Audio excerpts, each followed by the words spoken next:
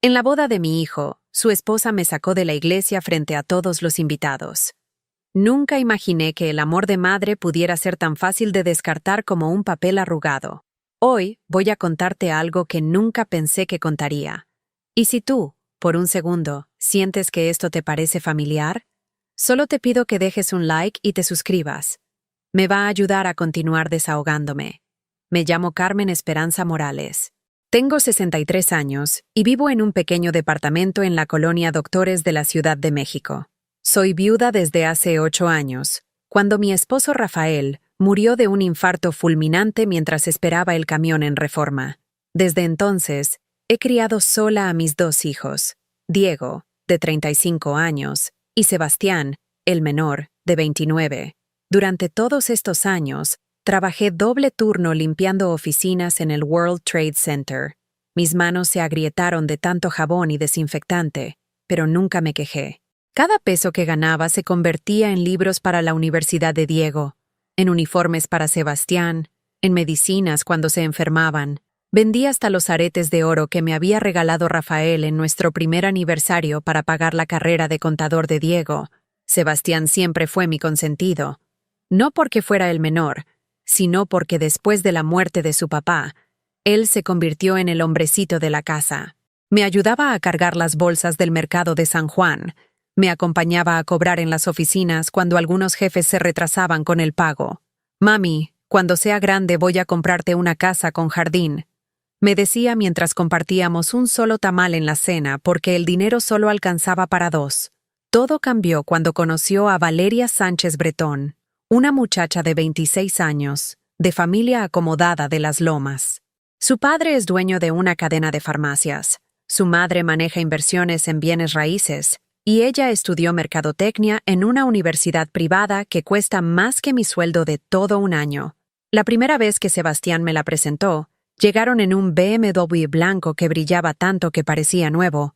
Valeria bajó del auto con tacones que resonaban como martillazos en el pavimento de mi calle.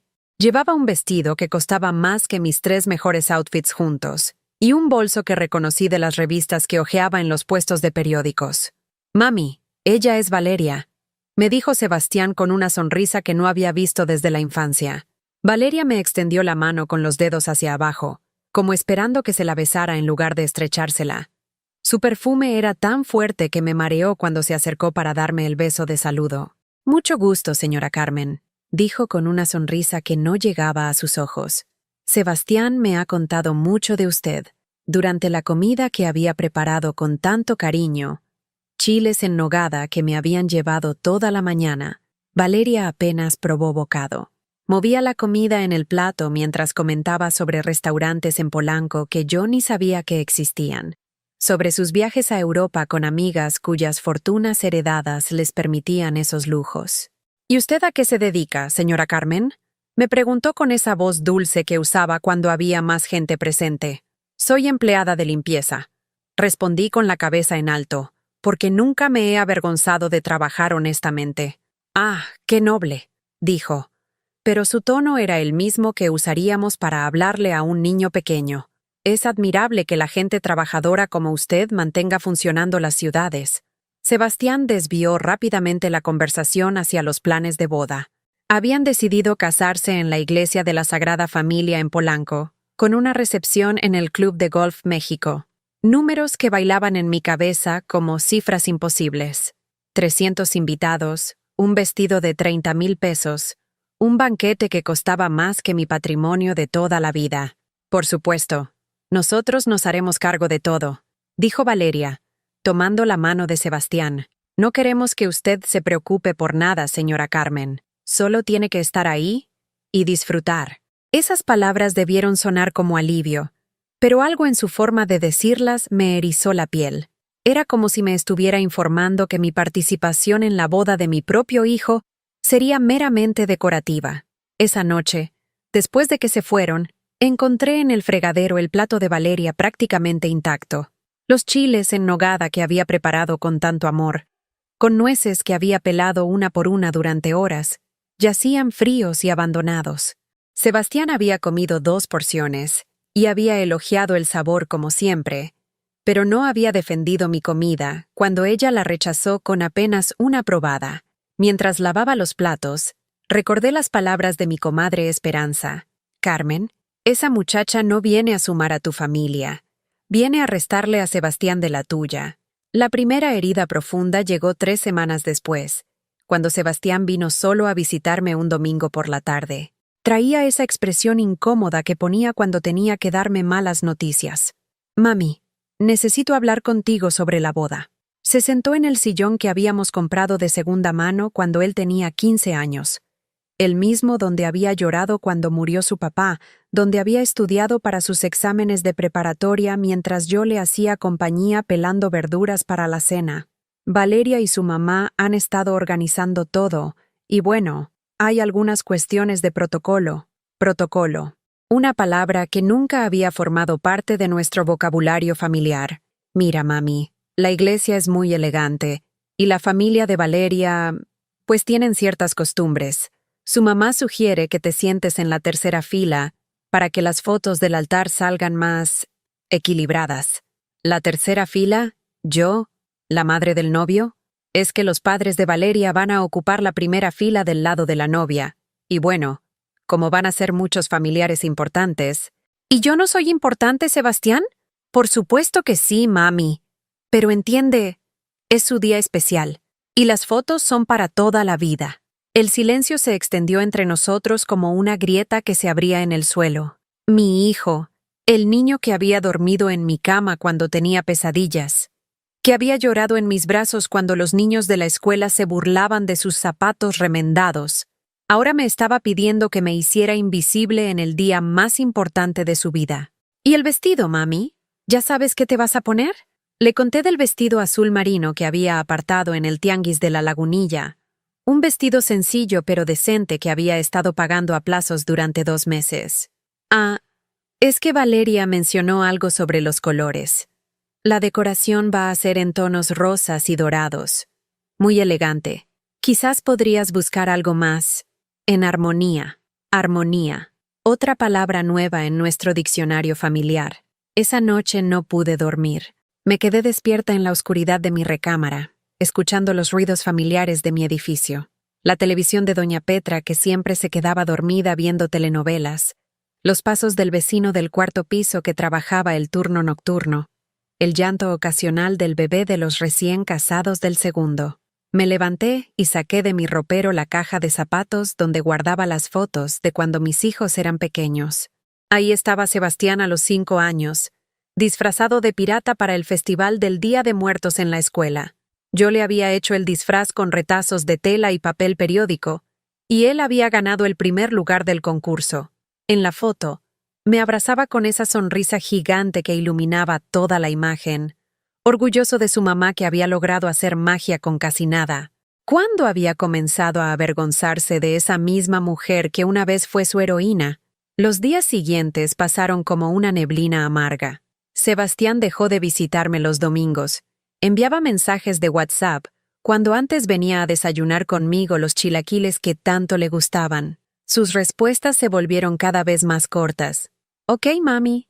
Luego hablamos. Estoy ocupado con los preparativos. Una tarde de viernes, mientras regresaba del trabajo con los pies hinchados y la espalda adolorida por 8 horas de trapear oficinas, encontré a Valeria esperándome en la puerta de mi edificio. Llevaba un vestido blanco que parecía más caro que mi renta de 3 meses, y cargaba un sobre Manila en las manos. Señora Carmen, qué bueno que llegó. Necesitamos hablar. Su sonrisa era la misma de siempre, pero había algo diferente en sus ojos. Una dureza que antes había mantenido escondida detrás de la educación fingida. Suba, por favor, le dije, aunque algo en mi estómago se revolvía. Subimos los 3 pisos hasta mi departamento. Yo jadeé un poco por las escaleras, pero ella subía como si flotara, sin una gota de sudor en su rostro perfectamente maquillado. Cuando abrí la puerta, Valeria entró y se quedó parada en medio de mi sala, observando todo con esa mirada que había aprendido a reconocer, la mirada de alguien que evalúa cuánto vales por lo que tienes. ¿Gusta un café? ¿Agua fresca? No, gracias. Esto no va a tomar mucho tiempo. Se sentó en la orilla del sillón, como si tuviera miedo de contaminarse. Abrió el sobre y sacó una fotografía. Mire, señora Carmen. Encontré esto en el celular de Sebastián. Era una foto de mi graduación de secundaria nocturna, de cuando tenía 45 años. Había estudiado 2 años mientras trabajaba de día y cuidaba a mis hijos de noche. En la foto estaba yo, con el uniforme de graduación prestado, sonriendo con una felicidad inmensa porque finalmente había logrado terminar los estudios que había abandonado para casarme a los 17. Es una foto muy linda, dije, sin entender hacia dónde iba la conversación. Sí, muy emotiva. Pero ve, aquí está el problema. Valeria sacó otras fotos del sobre. Eran fotografías de la familia de ella. Graduaciones universitarias en universidades privadas, viajes a Europa, cenas en restaurantes que yo ni sabía que existían. En todas las imágenes, la riqueza saltaba como una bofetada. Joyas, ropa de marca, autos del año, casas con jardines enormes. Sebastián va a ser parte de nuestra familia ahora, y nosotros tenemos cierta posición social que mantener. Mi papá tiene muchos negocios importantes, clientes que invierten millones de pesos en sus farmacias. Tenemos relaciones con políticos, empresarios, gente que maneja capital serio. Sus palabras caían sobre mí como piedras, cada una más pesada que la anterior. ¿Entiende lo que le estoy diciendo, señora Carmen? No estoy segura. Le estoy diciendo que el pasado de Sebastián, su pasado, puede ser un problema para nosotros, para su futuro. El aire se me atoró en la garganta. Esta muchacha, que podría ser mi hija, me estaba explicando que yo era una vergüenza para el hombre que había criado con sangre y sudor. Mi familia tiene una reputación que cuidar. Tenemos activos, inversiones, herencias generacionales. El patrimonio líquido de mi papá está valuado en cifras que Sebastián nunca había imaginado. Y cuando nos casemos, él va a formar parte de todo eso. Valeria se puso de pie y caminó hacia la ventana que daba al patio interior del edificio. Observó las casas de interés social, la ropa colgada en los tendederos, los niños jugando fútbol con una pelota desinflada. Mire, no me malentienda. Usted parece una mujer muy trabajadora y decente. Pero Sebastián va a moverse en círculos donde las primeras impresiones importan mucho. Va a conocer inversionistas que manejan portfolios de criptomonedas, gente que compra y vende acciones en el mercado de valores como si fuera el mercado de la esquina. Se volvió hacia mí con esa sonrisa que ya había aprendido a odiar. Por eso, creímos que sería mejor si usted mantuviera cierta distancia de nuestra vida social, para el bien de todos. ¿Distancia? ¿De la vida de mi hijo? No de su vida personal, por supuesto, pero sí de los eventos importantes. La boda va a tener muchísima gente influyente, dueños de empresas, funcionarios del gobierno, familias que han manejado fortunas por generaciones, gente que puede abrirle muchas puertas a Sebastián en el futuro. Valeria volvió a sentarse y me miró directamente a los ojos. Si usted realmente ama a su hijo, si quiere lo mejor para él, entenderá que a veces el amor significa hacerse a un lado. Esas palabras se clavaron en mi pecho como puñales. Durante 29 años había creído que el amor de madre significaba estar presente, apoyar, proteger. Esta mujer me estaba explicando que ahora significaba desaparecer. ¿Esto lo sabe Sebastián? Sebastián entiende la importancia de hacer las cosas bien. Él quiere asegurar su futuro, y nosotros queremos ayudarlo a lograrlo. Se puso de pie y guardó las fotografías en el sobre. Por cierto, sobre el vestido para la boda. Mi mamá y yo fuimos de compras y vimos uno perfecto para usted. Es discreto, apropiado para la ocasión. Sacó una bolsa de papel y de ella extrajo un vestido gris, sencillo hasta el punto de ser invisible. Era el tipo de vestido que usaría una empleada doméstica en una película, sin forma, sin personalidad, diseñado para pasar desapercibido. Es de su talla, y el color combina perfecto con la decoración sin llamar la atención. Tomé el vestido con manos temblorosas. La tela era corriente, áspera al tacto. El corte era tan simple que parecía un uniforme. No se preocupe por el costo. Es nuestro regalo para usted. Cuando Valeria se fue, me quedé sentada en mi sala, sosteniendo ese vestido gris como si fuera una mortaja. Por la ventana entraba el ruido familiar de mi colonia, las voces de los niños jugando en la calle. el pregón del señor que vendía camotes, el sonido del metro que pasaba a lo lejos. Esa noche llamé a Sebastián. Necesitaba escuchar de su propia boca que él no sabía nada de la visita de Valeria, que no estaba de acuerdo con sus planes de hacerme invisible. Bueno, hijo, soy yo. Ah, hola, mami. ¿Qué pasó? Estoy un poco ocupado. Valeria vino a verme hoy. Un silencio largo, demasiado largo. ¿Ah, sí? ¿Y qué quería? Su voz sonaba diferente, cautelosa, como si ya supiera la respuesta. Me trajo un vestido para la boda y me explicó algunas cosas sobre la posición social de su familia. Otro silencio. Mami, mira, las cosas son complicadas. La familia de Valeria tiene expectativas muy altas. Su papá maneja negocios millonarios, tienen inversiones en dólares, en oro, en bienes raíces. Es un mundo muy diferente al nuestro. Al nuestro. Como si de repente él ya no formara parte de mi mundo. ¿Y eso qué tiene que ver conmigo, Sebastián? No tiene que ver contigo, mami. Tiene que ver con encajar, con hacer las cosas de manera que todos se sientan cómodos. ¿Y yo no voy a estar cómoda en la boda de mi propio hijo? Claro que vas a estar cómoda. Solo que, bueno, hay ciertas maneras de hacer las cosas en ese ambiente. Su voz se volvía cada vez más distante, como si me estuviera hablando desde otro planeta. El vestido que te llevó Valeria es perfecto, mami. Es elegante y apropiado. Elegante. Esa palabra sonaba extraña en su boca. Mi hijo, que había crecido comprando ropa en los tianguis, ahora me hablaba de elegancia. ¿Ya no te da vergüenza de mí, verdad, Sebastián? La pregunta salió de mi boca antes de que pudiera detenerla. Por supuesto que no, mami. ¿Cómo puedes pensar eso? Pero su respuesta llegó muy rápido, demasiado ensayada. Solo quiero que todo salga perfecto. Es el día más importante de mi vida. Cuando colgué el teléfono, me quedé sentada en la oscuridad de mi sala. En la pared todavía colgaba la foto de la graduación de Sebastián de la preparatoria. Yo estaba a su lado, con mi uniforme de trabajo porque había salido corriendo de las oficinas para no perderme la ceremonia. En esa foto, Sebastián me abrazaba con orgullo, mostrándome su diploma como si fuera el tesoro más valioso del mundo. Ahora, ese mismo diploma colgaba enmarcado en la casa que compartía con Valeria, pero yo había sido editada de la historia. La semana antes de la boda se convirtió en una pesadilla silenciosa. Sebastián no volvió a llamar, y cuando yo intenté comunicarme con él, sus respuestas eran cada vez más frías y distantes. Estoy muy ocupado con los últimos detalles. Después de la boda hablamos con calma. No te preocupes por nada, mami. Pero yo sí me preocupaba. Me preocupaba que mi hijo se hubiera convertido en un extraño. Me preocupaba que las palabras de Valeria hubieran encontrado eco en algún rincón oscuro de su corazón.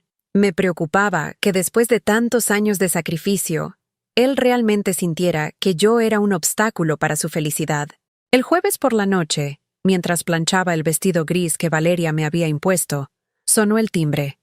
Era Diego, mi hijo mayor, con una botella de tequila y esa cara de preocupación que ponía cuando tenía algo difícil que decirme. «¿Cómo estás, jefa?», me dijo, usando el apodo cariñoso que me había puesto desde niño. «Pues aquí, preparándome para la boda de tu hermano». Diego miró el vestido gris extendido sobre la mesa y frunció el ceño. «¿Ese trapo es lo que te vas a poner?». «Es lo que me dieron para ponerme». «¿Te dieron? ¿Quién te dio?». Le conté toda la historia, la visita de Valeria, las fotos, la explicación sobre la posición social, la conversación telefónica con Sebastián. Diego escuchaba en silencio, llenando y vaciando su vasito de tequila con movimientos mecánicos. «Pinche Sebastián», murmuró al final. «Siempre fue medio malinchista, pero esto ya es otro nivel. No hables así de tu hermano». «¿En serio lo vas a defender, jefa? Después de cómo te está tratando».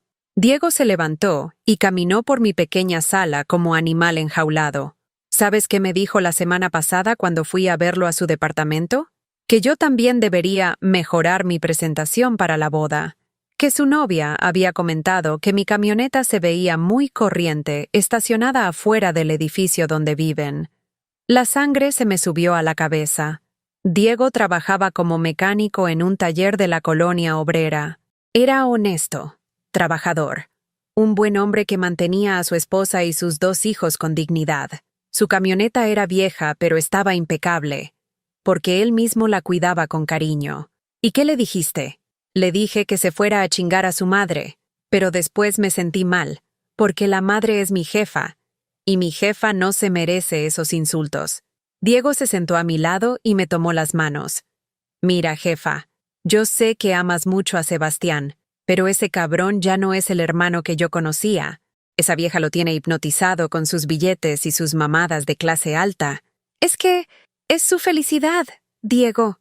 Si él es feliz con ella, tú eres feliz, jefa. ¿Eres feliz sintiendo que tienes que esconderte en la boda de tu propio hijo? La pregunta me dolió porque conocía la respuesta, pero no tenía el valor de decirla en voz alta.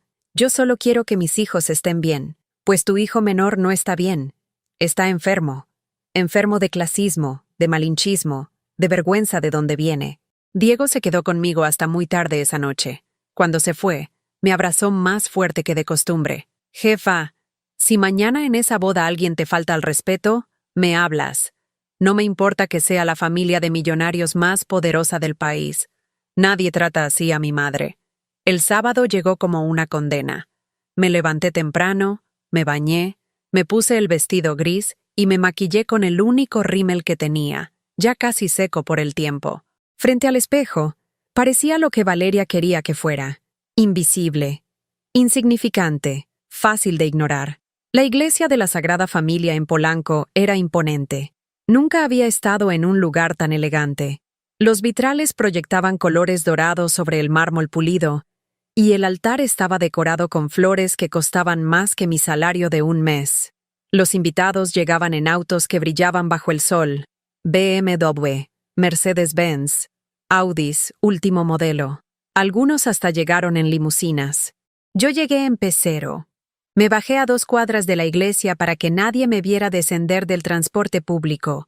Caminé esas 2 cuadras con los zapatos nuevos que me lastimaban los pies, sintiendo que cada paso me llevaba más lejos del mundo al que pertenecía. En la entrada de la iglesia, una muchacha con una tableta revisaba la lista de invitados. Cuando le di mi nombre, me miró de arriba a abajo, con una sonrisa profesional pero fría. Ah, sí, señora Morales. Usted va en la 4ª fila, del lado derecho. Perdón, creo que hay un error. Soy la madre del novio. No hay error, señora. Esas son las instrucciones que me dieron. La 4ª fila. Ni siquiera la 3ª que me habían prometido inicialmente. Me senté donde me indicaron, rodeada de personas que no conocía y que me miraban con curiosidad. Delante de mí se sentaban tías lejanas de Valeria, mujeres cubiertas de joyas que hablaban de sus casas de vacaciones en Acapulco y Puerto Vallarta, de sus inversiones en fondos de inversión y acciones en el mercado bursátil. La primera fila del lado de la novia estaba ocupada por los padres de Valeria y sus padrinos, hombres de traje caro que manejaban negocios millonarios, mujeres que lucían herencias familiares en forma de diamantes y perlas. La conversación giraba en torno a dividendos, rendimientos de capital y las últimas fluctuaciones del precio del oro y las criptomonedas. Del lado del novio, la primera fila estaba vacía, completamente vacía, como si Sebastián no tuviera familia. Cuando llegó el momento de la entrada de los novios, todos se pusieron de pie. Sebastián caminó hacia el altar del brazo de una tía de Valeria, porque según el protocolo que ellos habían establecido, era más elegante que él entrara acompañado de una mujer de la familia de la novia. Mi hijo, que había llorado en mis brazos cuando tuvo su primera decepción amorosa a los 16 años, que había corrido a abrazarme cuando consiguió su primer trabajo, que me había dicho 1000 veces que yo era la mujer más importante de su vida, caminaba hacia el altar sin siquiera voltear a buscarme con la mirada. Cuando Valeria hizo su entrada, fue como una aparición de revista. Su vestido había costado más que todo lo que yo había ganado en 2 años, y el velo parecía una nube de seda que flotaba detrás de ella. Los invitados suspiraron de admiración. Los fotógrafos dispararon cientos de fotos, y yo me sentí como una intrusa espiando un mundo al que no pertenecía. Durante toda la ceremonia, nadie me dirigió la palabra. Las señoras a mi alrededor hablaban por encima de mí como si fuera un mueble. Comentaban sobre la belleza de la novia, la elegancia del evento, lo acertado de la unión entre dos familias del mismo nivel social.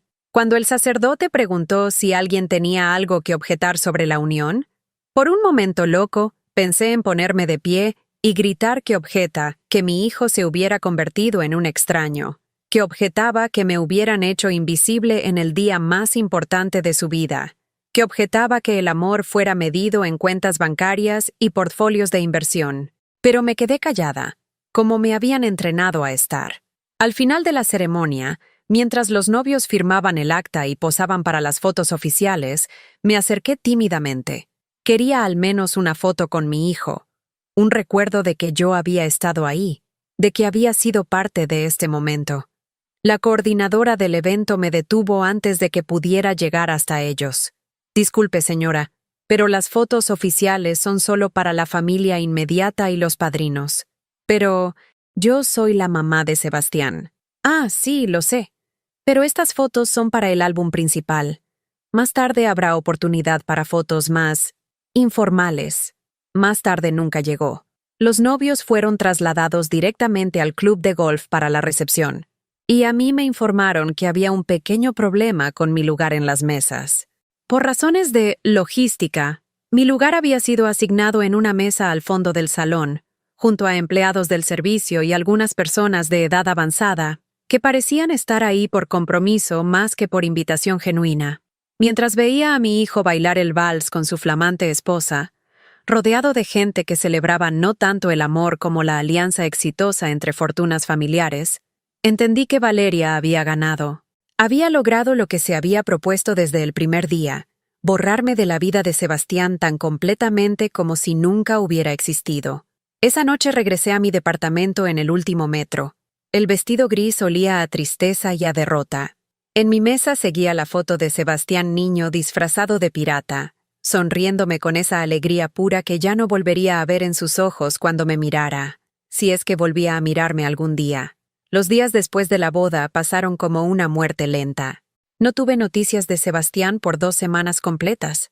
Ni una llamada, ni un mensaje, ni siquiera un gracias por venir después del evento más importante de su vida. Era como si hubiera cumplido mi función de estar presente sin molestar y ahora pudiera desvanecerme por completo. Diego venía a verme casi todos los días después del trabajo. Me traía tacos de la esquina o pan dulce, y se sentaba conmigo a ver las telenovelas que ya no me interesaban. Una tarde, mientras hojeaba distraídamente el periódico, encontré la sección social. Ahí estaba, una página completa dedicada a la boda del año en Polanco. Las fotos eran hermosas. Sebastián y Valeria posando como príncipes de cuento de hadas, rodeados de elegancia y abundancia. Los invitados lucían sus mejores galas, las flores parecían obras de arte. El pastel era una construcción arquitectónica de varios pisos. Todo perfecto, todo impecable. Yo no aparecía en ninguna foto. Era como si nunca hubiera estado ahí. No te tortures leyendo eso, jefa, me dijo Diego cuando me vio con el periódico. Es que necesito entender qué pasó. Necesito entender cómo llegamos a esto. Lo que pasó es que tu hijo se volvió un idiota. Y ya. Pero yo sabía que no era tan simple. Había algo más profundo, algo que había estado creciendo silenciosamente durante meses, y que yo había decidido ignorar porque era más fácil que enfrentarlo. La llamada llegó un miércoles por la noche. Era Sebastián, por fin. Hola, mami. ¿Cómo estás? Su voz sonaba extraña, como si estuviera leyendo un guión. Bien, hijo. ¿Y tú? ¿Cómo está la vida de casado? Muy bien, todo perfecto. Oye, mami, te llamo porque Valeria y yo queremos invitarte a cenar el sábado. Mi corazón dio un brinco. Tal vez habían reflexionado sobre lo que había pasado en la boda. Tal vez se habían dado cuenta de que me habían tratado mal y querían disculparse. ¿En serio? Me encantaría. Sí, pero va a ser en casa de los papás de Valeria. Es una cena familiar pequeña, muy tranquila. Una alarma se encendió en mi cabeza. ¿Por qué en casa de los suegros para una reconciliación? ¿Y dónde viven? En Las Lomas. Te mando la dirección por mensaje. Ah, y mami, ¿podrías llegar como a las 7? Es que vamos a platicar de algunas cosas importantes antes de cenar. El sábado me arreglé con mucho cuidado. Me puse mi mejor vestido. El azul marino que había comprado para la boda antes de que me impusieran el gris. Me maquillé, me peinó y hasta me puse los aretes de perlas que habían sido de mi madre. Quería verme presentable para esta familia que tanto intimidaba a mi hijo. La casa de los Sánchez Bretón era un palacio moderno en una de las calles más exclusivas de Las Lomas. El jardín era más grande que todo mi edificio, y la fachada estaba diseñada para impresionar. Un portero me abrió la reja después de verificar mi identidad en una lista. Sebastián me recibió en la puerta principal. Me dio un beso en la mejilla, pero su abrazo fue frío, distante. «Hola, mami. Te ves muy bien. Gracias, hijo. Esta casa es impresionante. Sí, ¿verdad? Ven, vamos al jardín. Ahí están todos». Caminamos a través de una sala que parecía museo. Muebles que costaban más que mi salario anual. Obras de arte originales colgadas en las paredes. Alfombras persas que probablemente valían más que mi departamento completo. Todo estaba diseñado para demostrar poder, éxito, dinero viejo acumulado durante generaciones. En el jardín trasero había una mesa puesta para 5 personas. Los padres de Valeria ya estaban sentados.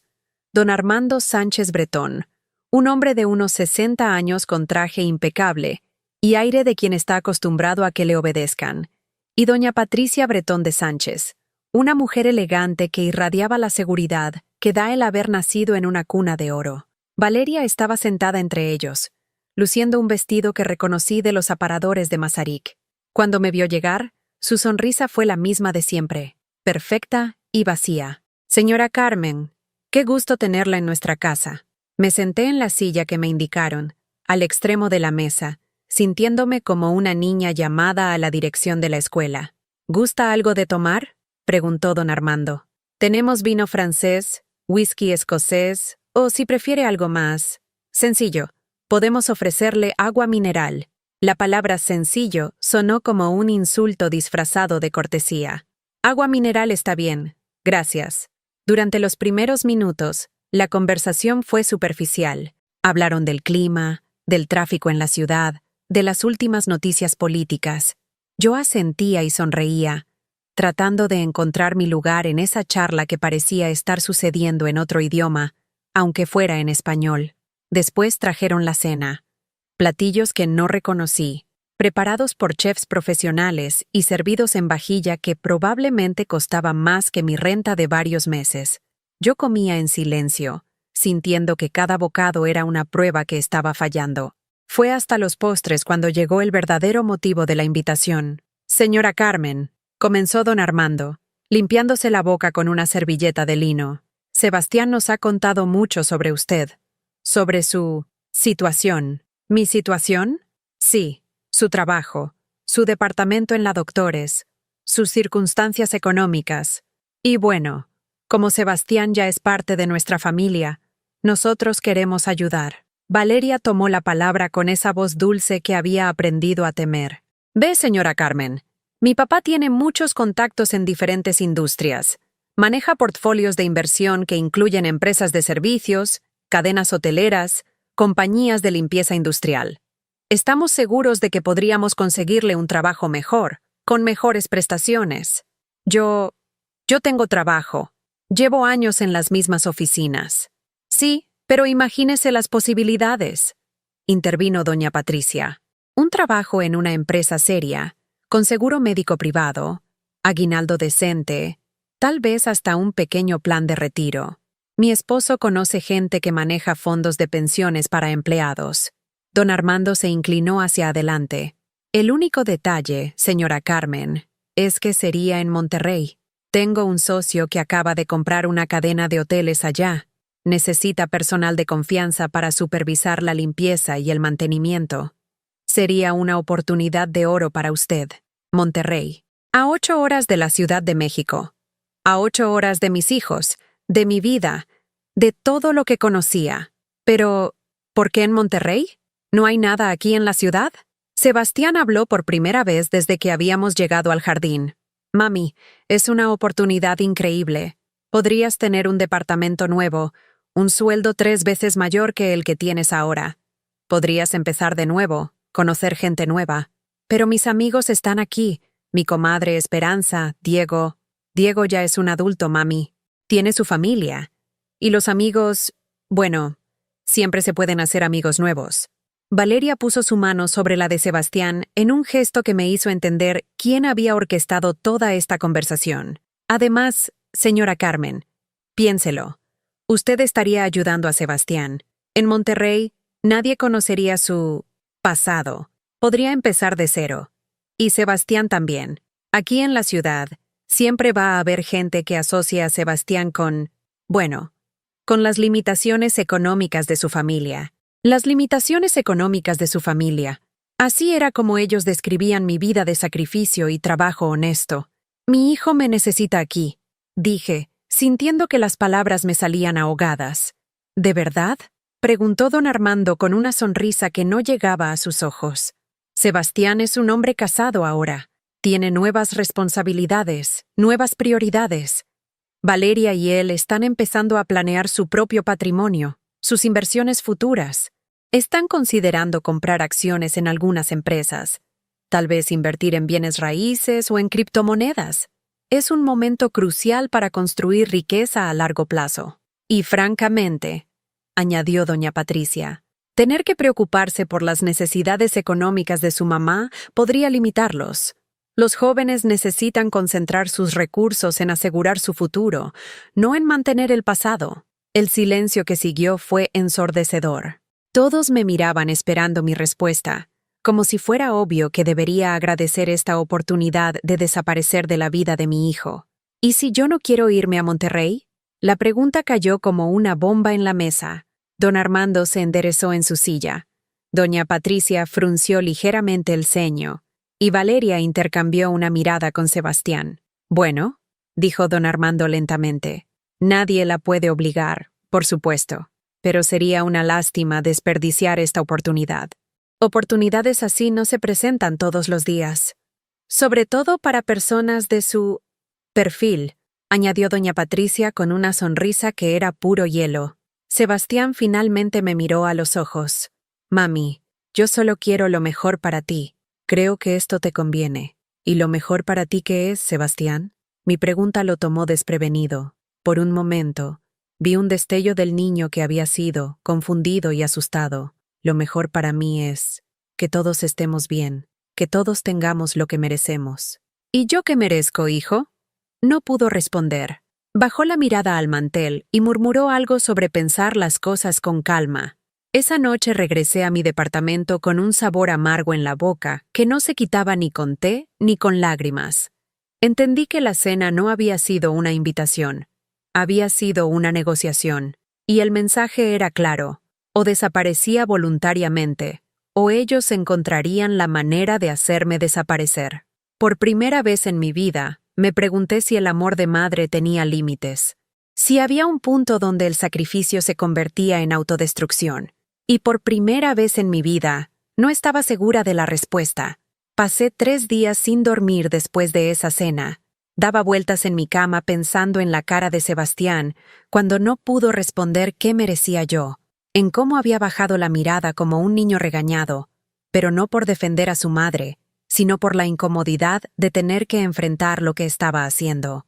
El miércoles por la mañana, mientras me preparaba para ir al trabajo, sonó mi teléfono. Era un número que no conocía. ¿Señora Carmen Morales?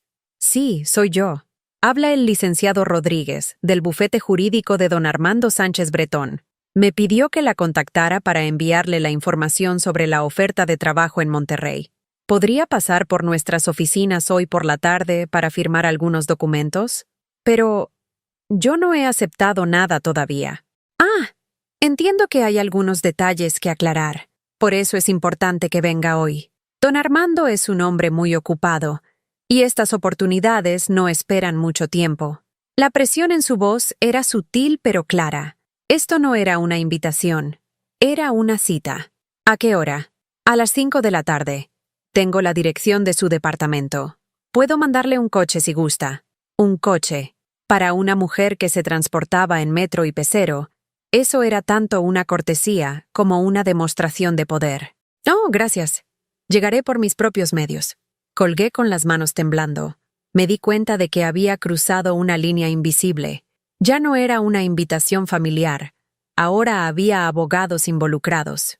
Don Armando estaba moviendo sus piezas como si yo fuera un problema empresarial que resolver.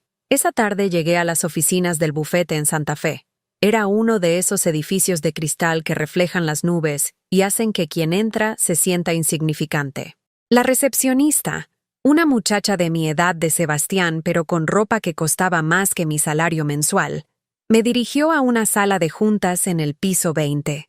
El licenciado Rodríguez era un hombre de unos 40 años, impecablemente vestido, con esa sonrisa profesional que había aprendido a reconocer, cortés pero fría, eficiente pero sin alma.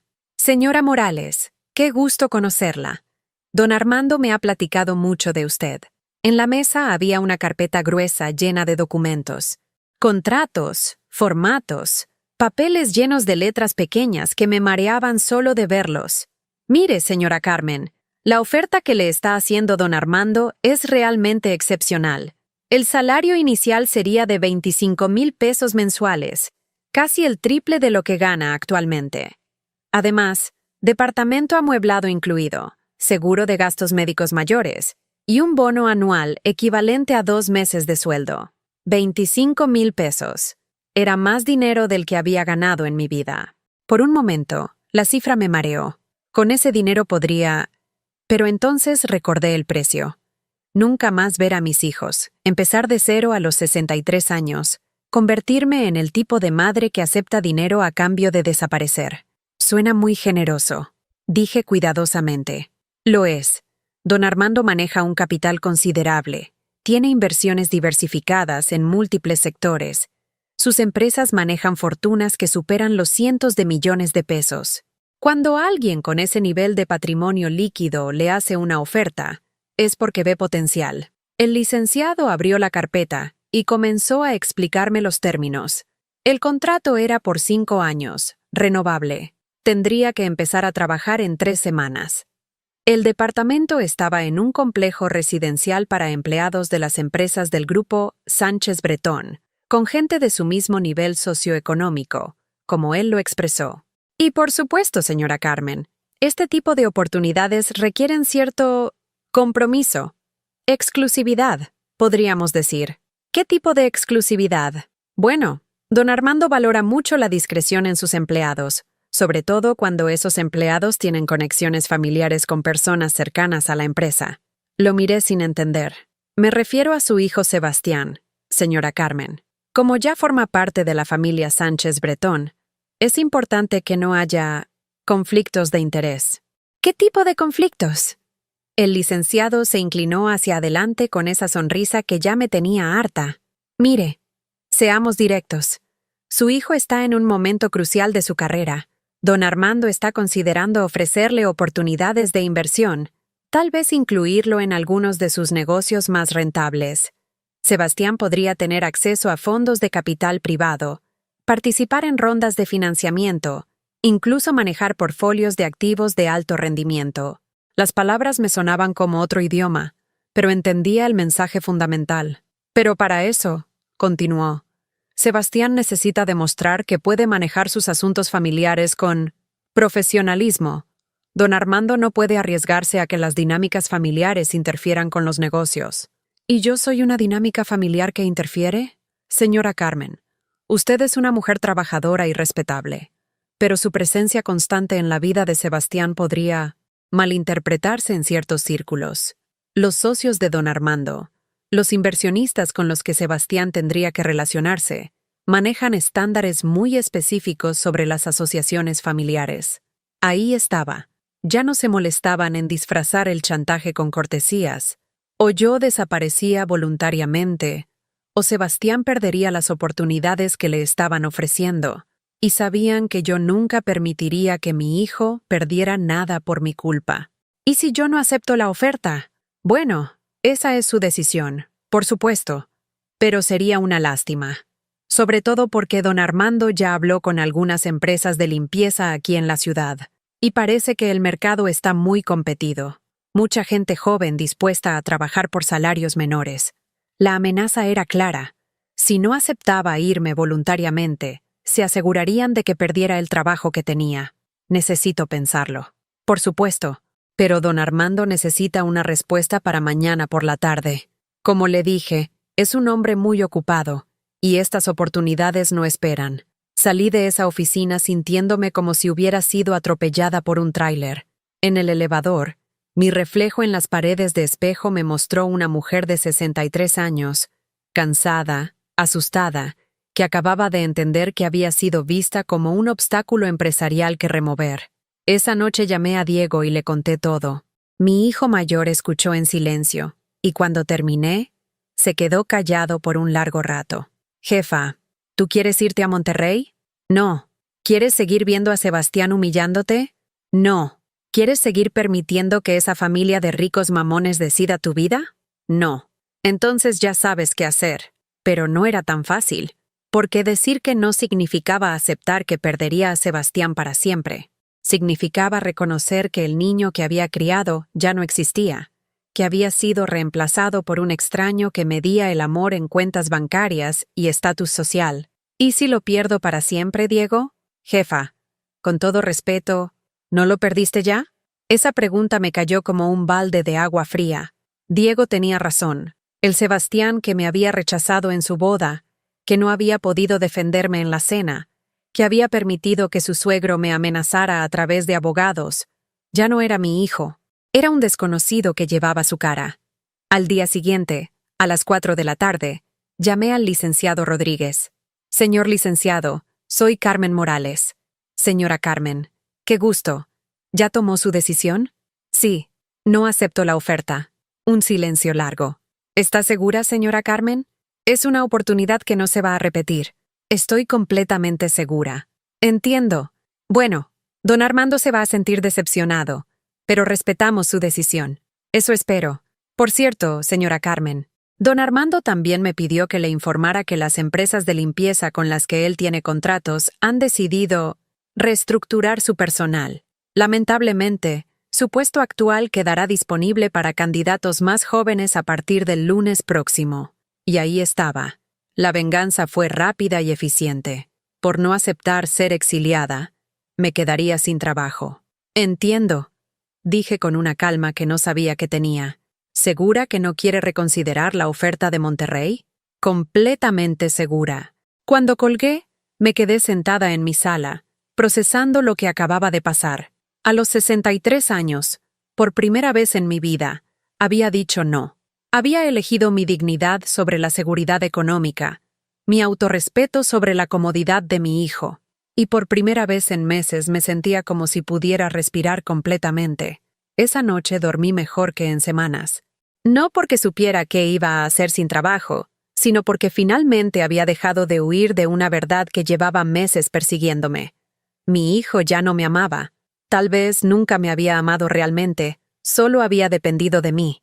Pero yo seguía siendo Carmen Esperanza Morales.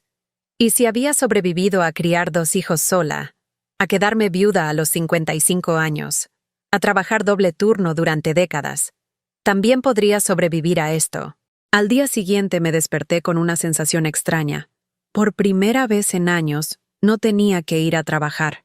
No tenía que sonreírle a jefes que me pagaban una miseria. No tenía que limpiar oficinas donde ganaban en un día lo que yo en un mes. Era libre, asustada, sin dinero, pero libre. Y esa libertad me sabía mejor que todo el dinero que me habían ofrecido para comprar mi desaparición. La noticia de que había perdido mi trabajo se extendió rápidamente por el edificio. Doña Petra, mi vecina de toda la vida, tocó mi puerta esa misma tarde con un plato de sopa de tortilla y esa expresión de preocupación que ponen las mujeres cuando saben que otra mujer está pasando por algo terrible. Comadre, me enteré de lo que pasó. ¿Es cierto que te corrieron por culpa de la familia de tu nuera? No me corrieron, Petra. Decidí no aceptar un chantaje. Se sentó conmigo en la mesa de la cocina mientras yo le contaba toda la historia, desde la boda hasta la oferta de Monterrey, desde los abogados hasta mi decisión de decir no por primera vez en mi vida. Ay, Carmen, a tu edad, conseguir otro trabajo va a estar difícil. Lo sé. ¿Y qué vas a hacer? Esa era la pregunta que me había estado atormentando desde que colgué el teléfono. A los 63 años, sin trabajo, con pocos ahorros y sin cartas de recomendación, porque don Armando se había asegurado de que nadie en el sector de limpieza me quisiera contratar. No lo sé todavía, pero algo voy a hacer. Esa noche, mientras revisaba mis pocos ahorros, sonó mi teléfono. Era Sebastián. «Mami, me enteré de que perdiste el trabajo». Su voz sonaba diferente, no preocupada, sino molesta. «Sí, fue hoy por la tarde. ¿Por qué no aceptaste la oferta de Monterrey? Era una oportunidad increíble. Porque no quiero irme de aquí, Sebastián. Esta es mi ciudad, mi vida. Pero mami, sé realista. ¿Qué vas a hacer sin trabajo? ¿Vas a vivir de qué?» La frialdad en su voz me dolía más que la pérdida del empleo. «Voy a buscar otra cosa. Algo saldrá». «¿A tu edad? Mami, no seas inocente. Nadie va a contratar a una mujer de 63 años». Sebastián hizo una pausa, como si estuviera reuniendo valor para decir algo que había estado pensando. «Mira, yo hablé con Valeria y sus papás. Todavía están dispuestos a ayudarte, pero necesitas ser más flexible». «¿Flexible cómo?» «Hay otras opciones. No necesariamente Monterrey. Hay trabajos en Puebla, en Cuernavaca, lugares más cercanos. Pero seguiría siendo lejos de ustedes. Mami, ya no somos niños. Yo tengo mi vida, mi matrimonio, mis planes. No puedes seguir dependiendo de mí emocionalmente». Sus palabras cayeron como piedras en mi estómago, dependiendo de él emocionalmente. Así veía las visitas dominicales, los desayunos que le preparaba, las veces que llamaba solo para saber cómo estaba. ¿Eso soy para ti? ¿Una carga emocional? No eres una carga, mami. Pero necesitas hacer tu vida, encontrar tu propia felicidad. Mi felicidad eran mis hijos, pues esa es la diferencia entre nosotros. Mi felicidad es mi futuro, mi matrimonio, construir algo propio. Valeria y yo estamos empezando a invertir dinero, compramos algunas acciones, estamos viendo la posibilidad de comprar un departamento como inversión. Estamos construyendo patrimonio. Patrimonio. Otra palabra que había entrado a su vocabulario desde que se casó. ¿Y yo no formo parte de ese futuro? Un silencio que me dijo todo lo que necesitaba saber. Mami, siempre vas a ser mi mamá, pero entiende que las dinámicas cambian. Yo necesito concentrarme en mi nueva familia. Nueva familia, como si yo fuera la familia vieja, obsoleta, que había que desechar. Entiendo, Sebastián. ¿Sí? ¿Entonces vas a considerar las opciones que te están ofreciendo? Lo voy a pensar. Perfecto. Mientras tanto, si necesitas algo urgente, puedo prestarte algo de dinero, pero necesito que entiendas que no puede ser algo permanente. Prestarte. Mi propio hijo me estaba ofreciendo prestarme dinero en lugar de ayudarme. Después de colgar, me quedé sentada en la oscuridad de mi sala, procesando la conversación. Sebastián no había preguntado cómo me sentía, si estaba asustada, si necesitaba compañía. Solo había querido confirmar que yo iba a resolver mi problema de manera que no interfiriera con su nueva vida. Al día siguiente, llegó Diego con una propuesta. «Jefa, ¿te acuerdas de mi compadre Raúl, el que tiene el taller de herrería?» «Sí, el que vive en La Obrera». Pues resulta que su mamá, la señora Refugio, tiene una fondita pequeña cerca del mercado de Medellín. Nada elegante, pero le va bien. Está buscando a alguien que le ayude con la cocina y atender a los clientes. ¿En serio? ¿En serio? No va a pagar mucho, tal vez la mitad de lo que ganabas limpiando oficinas. Pero es trabajo honesto, y la señora Refugio es buena gente. ¿Y no le importa mi edad? Al contrario. Dice que prefiere a alguien con experiencia, que sepa cocinar de verdad, no como estas muchachas que solo saben hacer quesadillas quemadas. Esa tarde fui a conocer a la señora Refugio. Era una mujer de mi edad, pequeñita pero con una energía que llenaba toda su fondita. El lugar era sencillo: 8 mesas de plástico, una cocina abierta donde se veía todo lo que se preparaba, y un menú escrito con plumón en una cartulina pegada a la pared. ¿Usted es Carmen? Mucho gusto, yo soy Refugio. Siéntese. Vamos a platicar. Me sentó en una de las mesas y me trajo un café de olla que sabía a gloria. Diego me contó un poco de su situación, que perdió el trabajo por no aceptar chantajes de gente rica. Algo así. Mire, Carmen, yo llevo 30 años con esta fondita. Empecé cuando mi marido me dejó con 4 hijos. No sabía cocinar más que lo básico, pero aprendí porque era eso, o morirme de hambre con mis muchachos. La señora Refugio me contó su historia mientras preparaba orden tras orden para los clientes que llegaban.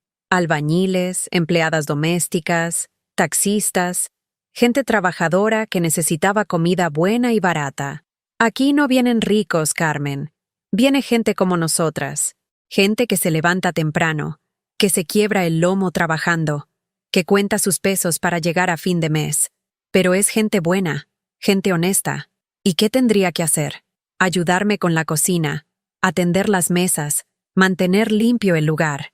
Es trabajo pesado, de pie todo el día, pero tranquilo, sin jefes que la humillen, sin horarios locos. Entramos a las 6 de la mañana, cerramos a las 6 de la tarde. ¿Y el sueldo? 8,000 pesos al mes, más la comida y lo que saquen las propinas. No es mucho, pero alcanza para vivir.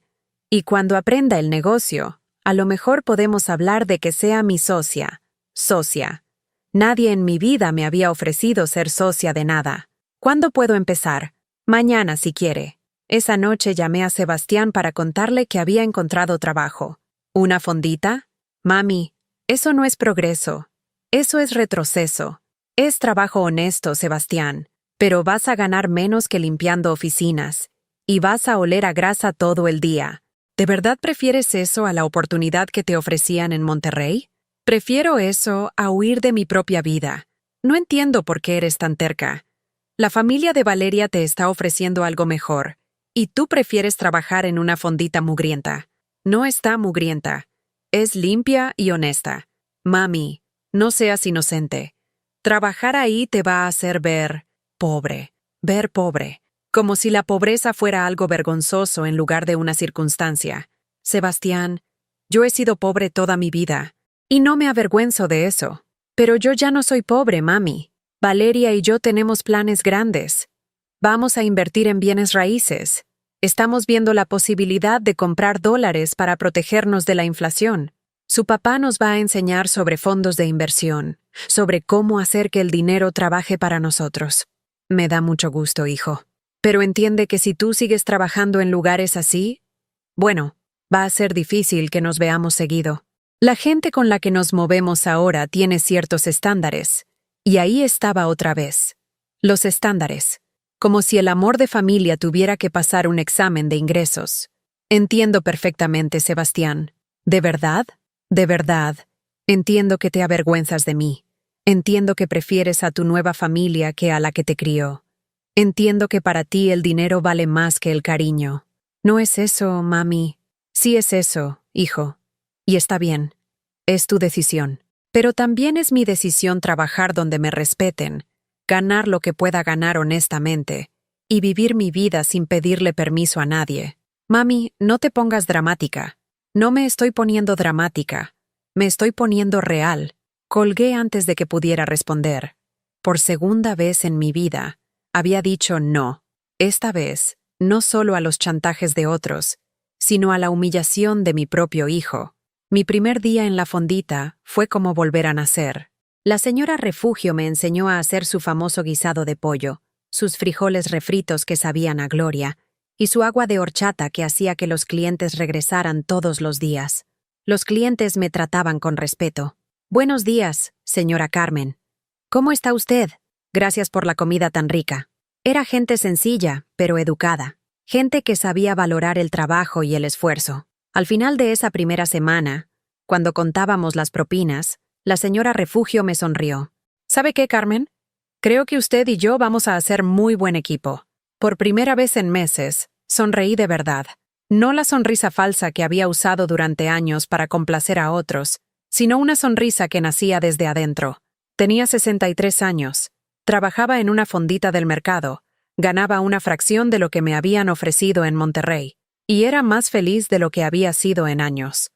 3 meses después de empezar en la fondita, mi vida había tomado un ritmo que no conocía desde hacía años. Me levantaba a las 5 de la mañana, no porque tuviera que correr a limpiar oficinas donde me trataban como invisible, sino porque tenía ganas de llegar a un lugar donde me esperaban con cariño. La señora Refugio y yo habíamos desarrollado una rutina perfecta. Ella se encargaba de los guisos principales, yo de las salsas, las aguas frescas y atender las mesas. Los clientes habían comenzado a pedirme específicamente mi agua de Jamaica, que había perfeccionado con una receta que me enseñó mi madre hace 40 años. Señora Carmen, me decía don Evaristo, un albañil que venía todos los días. Su agua de Jamaica es lo mejor de todo el rumbo. Mi esposa dice que le enseñe la receta. Pero yo le digo que esos secretos no se regalan. Los clientes se habían convertido en una especie de familia adoptiva. Conocía sus nombres, sus historias, sus problemas. Sabía que doña Esperanza trabajaba cuidando a una anciana en las lomas y que le dolían las rodillas de tanto subir escaleras. Sabía que Joaquín manejaba un taxi las 24 horas para mantener a sus 3 hijos estudiando. Sabía que Rosa vendía chicles en el metro y que cada peso que ganaba lo guardaba para los útiles escolares de su nieta. Era gente que luchaba todos los días, que no tenía fortunas ni portfolios de inversión, pero que me trataba con más respeto y cariño del que había recibido de mi propia familia en meses. Una tarde de viernes, mientras limpiaba las mesas después del almuerzo, la señora Refugio se sentó conmigo con 2 tazas de café. «Carmen, tengo algo que proponerle. Dígame, mi hijo mayor, el que vive en Estados Unidos, me mandó unos ahorros. Quiere que amplíe el negocio, que ponga más mesas, que ofrezca desayunos también. ¿Y qué opina usted? Que es buena idea, pero ya estoy vieja para manejar todo sola. Necesito una socia de verdad, alguien en quien confíe». Me miró directamente a los ojos. «¿Le interesaría ser mi socia al 50%? Usted pone trabajo y experiencia, yo pongo el capital inicial, mitad y mitad en todo. Ganancias, decisiones, responsabilidades. Socia al 50%. A los 63 años, por primera vez en mi vida, alguien me estaba ofreciendo ser dueña de algo. ¿Está segura? Yo no tengo dinero para invertir. Carmen, usted ha triplicado mis ventas en 3 meses. Los clientes vienen por su sazón, por su trato, por esa manera que tiene de hacer que todos se sientan como en casa. Eso vale más que el dinero. Esa noche llamé a Diego para contarle la propuesta. «Jefa, eso es increíble. ¿Ya le dijo que sí?» «Todavía no. Es una responsabilidad muy grande». «¿Responsabilidad?» «Jefa, es una oportunidad de oro. Usted va a ser empresaria». «Empresaria». La palabra sonaba extraña aplicada a mí. ¿Y si fracaso? ¿Y si triunfa? Además, ¿qué es lo peor que puede pasar? ¿Que termine trabajando en una fondita del mercado? Diego tenía razón. No tenía nada que perder y todo que ganar. Al día siguiente le dije a la señora Refugio que aceptaba su propuesta. Firmamos un contrato sencillo, escrito por el hijo de un cliente que era abogado y que no nos cobró porque, según él, la señora Carmen me salvó la vida con sus chilaquiles cuando estaba estudiando y no tenía dinero para comer. El proceso de ampliación nos tomó 1 mes. Conseguimos 4 mesas más. Compramos una parrilla nueva para hacer quesadillas y sopes, y decidimos abrir desde las 6 de la mañana para ofrecer desayunos a los trabajadores que entraban temprano. La primera semana de la nueva fondita fue un éxito. Los ingresos se duplicaron. Teníamos clientes desde que abríamos hasta que cerrábamos, y yo descubrí que tenía talento para administrar un negocio. «Carmen», me dijo la señora Refugio una tarde mientras contábamos la caja, «usted nació para esto. Tiene ojo para los números y don de gentes». Era cierto. Después de décadas de administrar un hogar con recursos limitados, llevar las cuentas de la fondita me resultaba natural. Sabía exactamente cuánto gastábamos en ingredientes, cuánto podíamos cargar sin abusar de los clientes, cómo manejar el inventario para que no se nos echara a perder nada. 3 semanas después de la reapertura, mientras preparaba el agua del día, llegó una visita inesperada. Sebastián entró a la fondita vestido de traje, mirando el lugar como si hubiera llegado a otro planeta. Los clientes lo observaron con curiosidad. Era obvio que no pertenecía ahí. Su ropa costaba más que el salario mensual de cualquiera de ellos, y su cara de disgusto era imposible de disimular. «Hola, mami». «Sebastián, qué sorpresa». Se sentó en una de las mesas de plástico con expresión de mártir, como si el contacto con la superficie fuera a contagiarle algo. «¿Quieres algo de comer? Tengo pozole muy bueno». No, gracias. Solo vine a hablar contigo. ¿Aquí? ¿No prefieres que salgamos? Aquí está bien. No va a tomar mucho tiempo. Sus palabras tenían esa frialdad que había aprendido a reconocer. No era una visita familiar. Era una misión. Mami, Valeria y yo hemos estado pensando. Este trabajo que tienes, esta situación, nos está afectando. ¿Cómo los está afectando? Bueno, la gente habla. Los socios de don Armando, los clientes de Valeria, las familias con las que nos relacionamos. Saben que mi mamá trabaja en un lugar así. Miró alrededor con desprecio, como si la fondita fuera una cueva. ¿Y qué dicen? Dicen cosas. Comentarios sobre mi background, sobre de dónde vengo. Eso puede afectar las oportunidades de negocio que me están ofreciendo. ¿Qué tipo de oportunidades? Don Armando quiere incluirme en una inversión grande, un proyecto de desarrollo inmobiliario que puede generar millones en ganancias. Pero necesita socios que tengan cierto perfil. Ahí estaba otra vez. El perfil, los estándares, las apariencias que valían más que las personas. ¿Y mi trabajo en la fondita afecta tu perfil? Mami, seamos realistas. Trabajar aquí no es digno para la mamá de alguien que se mueve en círculos empresariales serios. La palabra digno me cayó como una bofetada. Este trabajo, donde me levantaba orgullosa todos los días, donde había encontrado respeto y propósito, donde estaba construyendo algo propio, no era digno para él. ¿Y qué sugieres que haga? Valeria habló con una señora que conoce, la directora de un asilo muy elegante en Coyoacán. Necesitan a alguien que supervise las actividades para los residentes. Es un trabajo tranquilo, con personas de tu edad, en un ambiente más apropiado. Un asilo.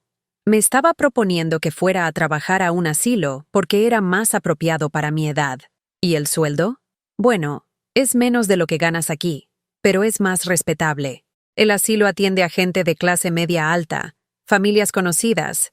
Sería un ambiente más acorde a lo que yo necesito que proyectes. Lo que él necesitaba que proyectara. Mi trabajo tenía que servir a su imagen, no a mi realización personal. Sebastián, ¿sabes qué es lo que hago aquí? Cocinas y sirves comida. Soy dueña de este negocio. Socia al 50%. Por primera vez en mi vida, soy dueña de algo. ¿Dueña? ¿De una fondita? Su tono de desprecio era imposible de esconder. Sí, de una fondita. De mi fondita, que estoy construyendo con mi trabajo, con mi esfuerzo, con mi talento. Mami, eso no es un logro real. Cualquiera puede tener una fondita. ¿Cualquiera? ¿Tú podrías? Yo tengo ambiciones más grandes que una fondita en el mercado. ¿Como cuáles? Como la oportunidad que me está ofreciendo don Armando. Participar en inversiones de bienes raíces que manejan capital de cientos de millones de pesos.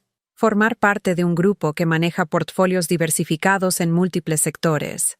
Tener acceso a fondos de capital privado que generan rendimientos anuales del 20-30%. Sebastián habló de números que no significaban nada para mí, pero que para él representaban todo su futuro. ¿Y para eso necesitas que yo trabaje en un asilo? Necesito que entiendas que mis decisiones de carrera no pueden verse afectadas por esto.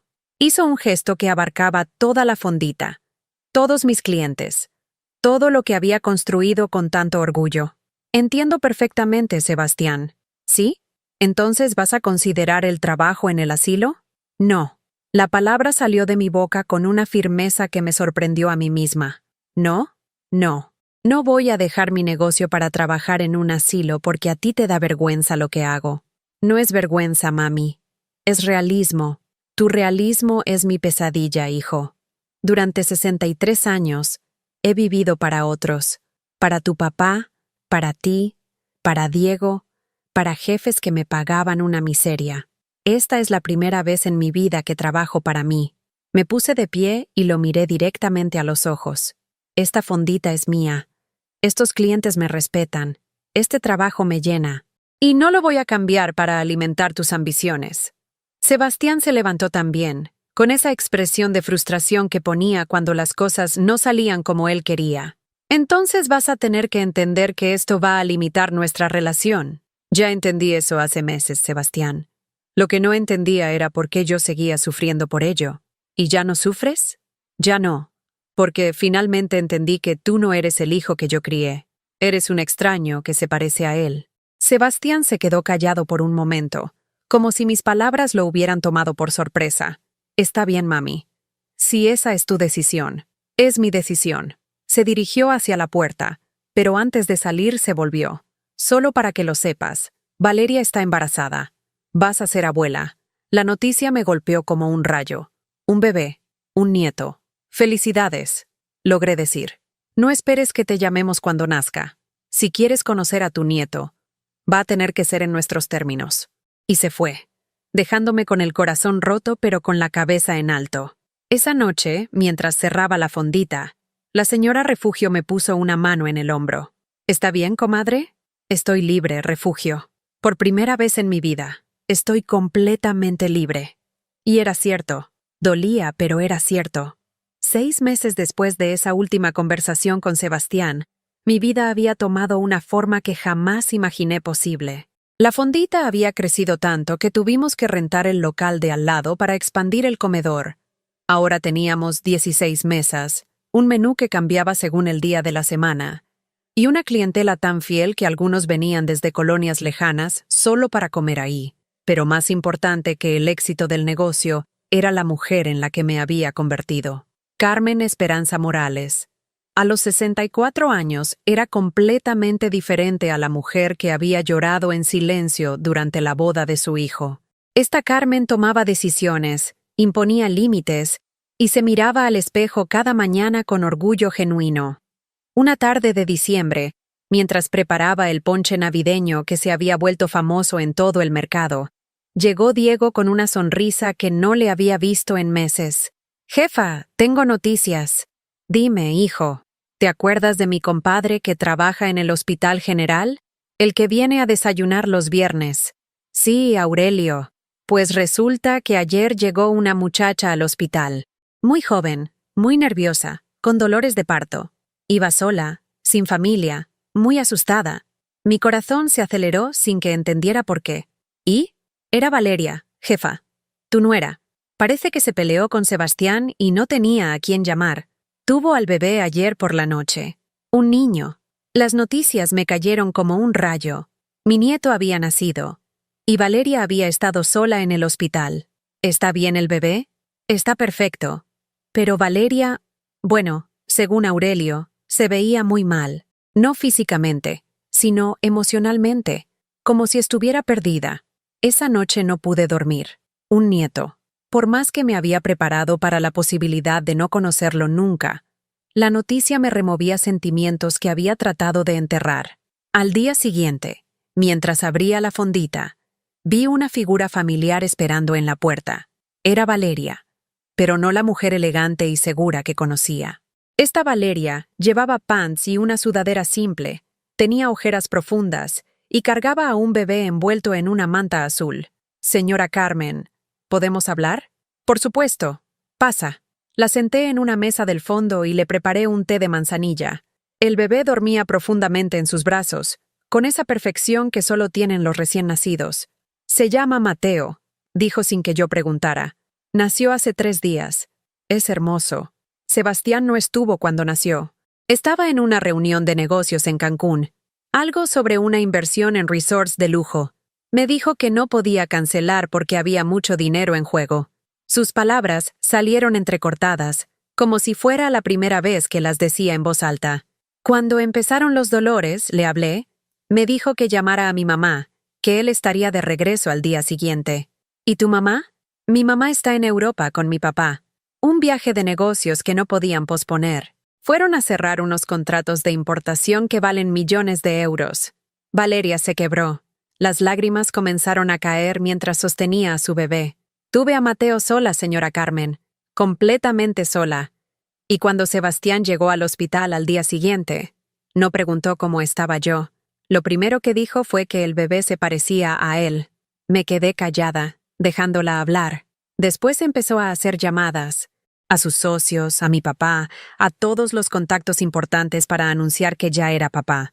Pero conmigo no habló. Era como si yo hubiera sido solo la máquina que produjo a su hijo. ¿Y ahora? ¿Dónde está Sebastián? Se fue otra vez, ahora a Monterrey, a una conferencia sobre criptomonedas y blockchain. Dice que son oportunidades de inversión que no puede perder, que está construyendo el futuro financiero de su hijo. Valeria miró hacia abajo, hacia el bebé que dormía ajeno a todo el drama. ¿Sabe qué me dijo antes de irse? Que yo tenía que aprender a ser más independiente, que no podía estar llamándolo cada vez que el bebé llorara. Y viniste aquí porque no tengo a nadie más. Mis amigas de la universidad están todas trabajando o viajando. Mi familia está en Europa. Y usted es la única persona que conozco que realmente ama a Sebastián.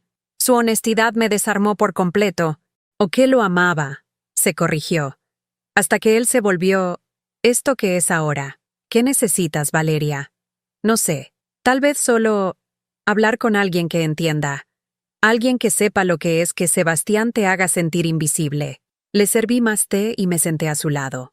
Por primera vez en años, Valeria y yo estábamos del mismo lado. ¿Sabes qué me dijo la última vez que lo vi? ¿Qué? Que podría conocer a mi nieto, pero solo en sus términos. Que tendría que aceptar sus condiciones. ¿Y usted qué le respondió? Que no. Que ya había vivido demasiados años en términos de otros. Valeria me miró con sorpresa. ¿No quiere conocer a Mateo? Por supuesto que quiero, pero no a cambio de mi dignidad. Nos quedamos en silencio un rato, escuchando los ruidos familiares de la fondita que empezaba a llenarse de clientes del desayuno. Señora Carmen, ¿usted cree que Sebastián siempre fue así? No. El Sebastián que yo crié era un niño dulce, generoso, que lloraba cuando veía a alguien sufrir. Pero ese niño se perdió en algún lugar del camino. ¿Cuándo? Creo que cuando decidió que su origen lo avergonzaba. Cuando decidió que venir de donde venía era un obstáculo en lugar de una fortaleza.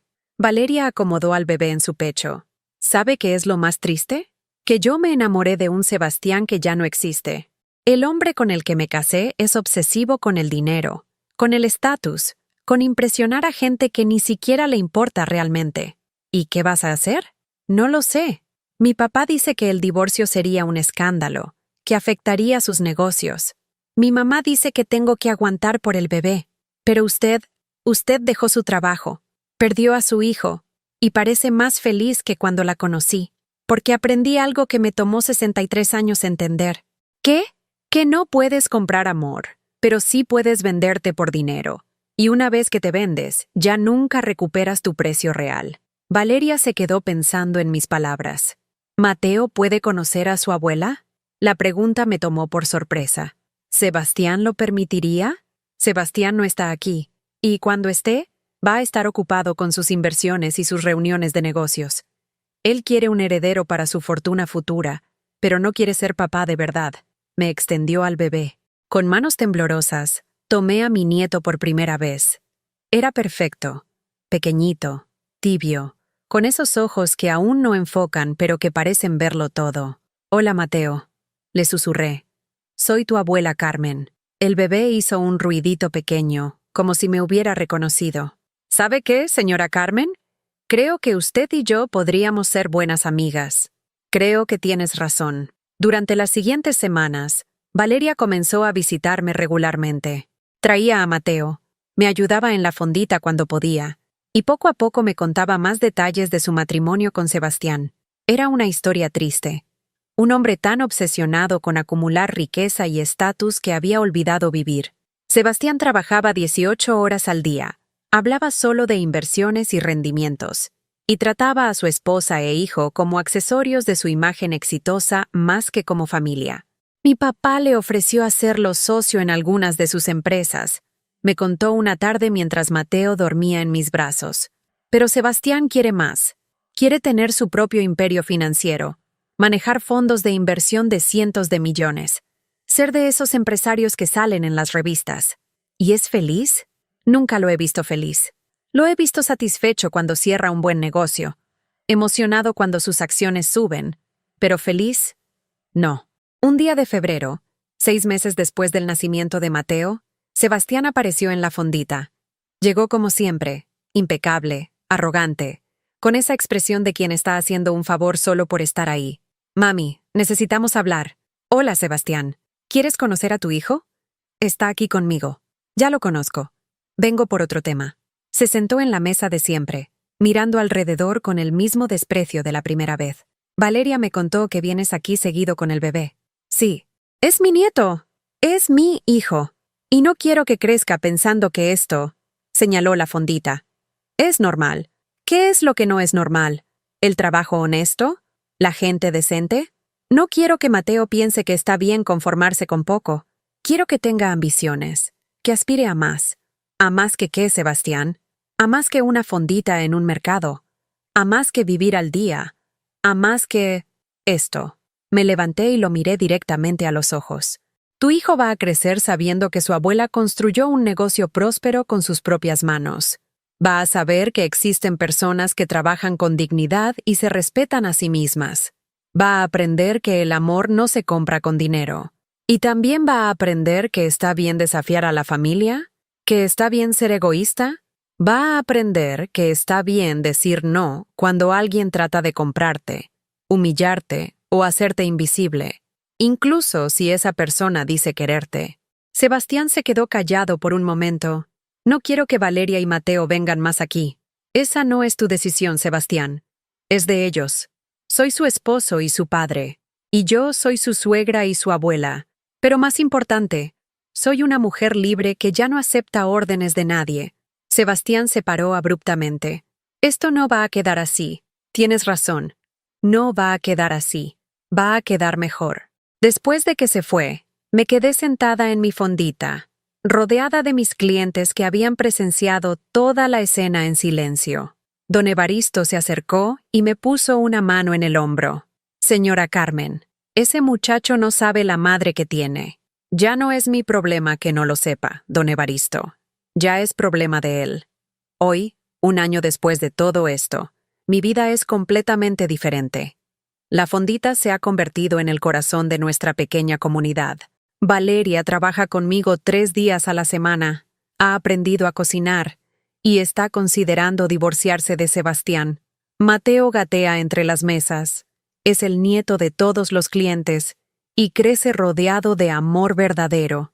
Sebastián consiguió lo que quería.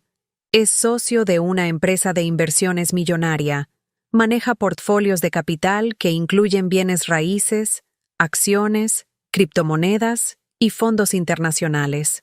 Sale en revistas de negocios, conduce un BMW último modelo y vive en una casa en Santa Fe que vale más que todo lo que yo ganaré en mi vida.